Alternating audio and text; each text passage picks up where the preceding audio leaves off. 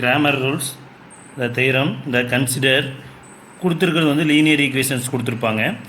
நம்ம என்னவா மாற்றுவோம்? ஃபஸ்ட்டு த மேட்ரிக்ஸ் ஈக்குவேஷன் பண்ணுவோம். First A matrix, then X, then B, அதாவது ஏ எக்ஸ் பி. இது ஆல்ரெடி நம்ம படிச்சிருக்கோம். Then A is the coefficient of matrix, then B is the constant matrix.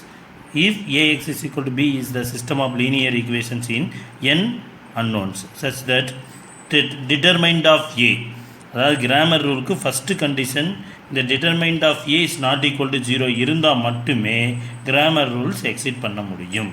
Then system has a unique solution. இதில் வர answers எல்லாமே unique solution தான். ஓகேங்களா? இதில் எப்படி இந்த x1 கண்டுபிடிக்கிறது அப்படின்னா பாருங்கள். x1 கண்டுபிடிக்கிறதுக்கான format dead of a1, அதாவது determinant of a1 divided by determinant of a. Then x2 find out பண்ணுறதுக்கு determinant of a2 divided by determinant of a. Then xn find out பண்ணுறதுக்கு determinant of an divided by determinant of a. அதாவது square matrix 3/3 இருந்துச்சுன்னா 3 வரும், 4/4 இருந்துச்சுன்னா 4 elements வரும், 2 இருந்துச்சுன்னா 2 elements வரும். சரிங்களா?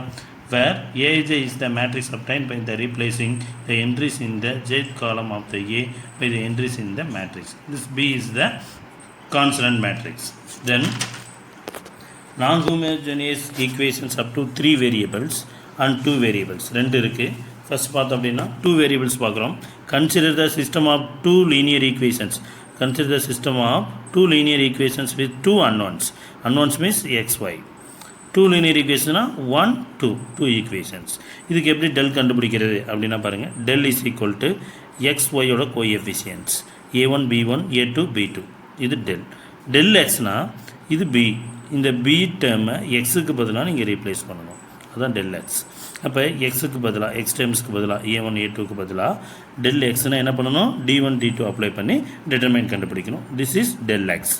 தென் டெல் ஒய் மீன்ஸ் ஒய் டேர்முக்கு பதிலாக நீங்கள் என்ன ரீப்ளேஸ் பண்ணணும்? கான்ஸ்டன்ட் டேர்மை ரீப்ளேஸ் பண்ணணும். எக்ஸ் டைம் அதே தான். அப்போ del Y is equal to a1 a2 d1 d2. இதில் வந்து எக்ஸ் ஒய் கண்டுபிடிக்கிறதுக்கான formula the solution of unknown by Cramer rules. X is equal to del X divided by del, then Y is equal to del Y divided by del.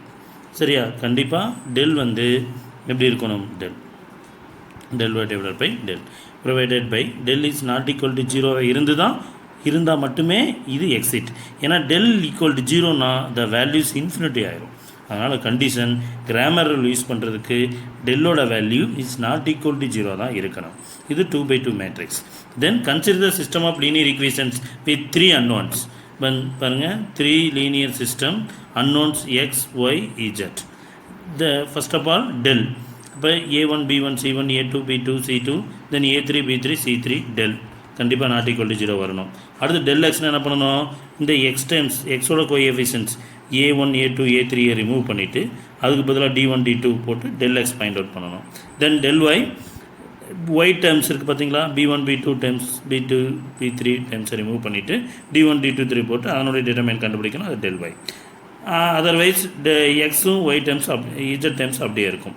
Del Z அப்படின்னா while எக்ஸில் எந்த சேஞ்சஸும் கிடையாது, while எந்த சேஞ்சஸும் கிடையாது. Z டேர்ம்ஸை மட்டும் என்ன பண்ணிக்கிறோம் அப்படின்னா c1 c2 c3க்கு பதிலாக d1 d2 d3 அப்ளை பண்ணி டிட்டர்மைன் கண்டுபிடிக்கிறோம். இதில் எக்ஸ் ஒய் இஜட்டுக்கான answers formula the solution of unknown by Cramer rules. X is equal del X by del, Y is equal to del Y by del, Z is equal to del Z by del. Del is not equal to 0. இந்த exit. சரிங்களா? Formula படிச்சுக்கோங்க. 2/2 மேட்ரிக்ஸை பொறுத்த வரைக்கும் formula x is equal del X by del, then y is equal to del y by del. 3/3 matrix kind of formula, x is equal to del x by del, y is equal to del y by del, then z is equal to del z by del. Okay.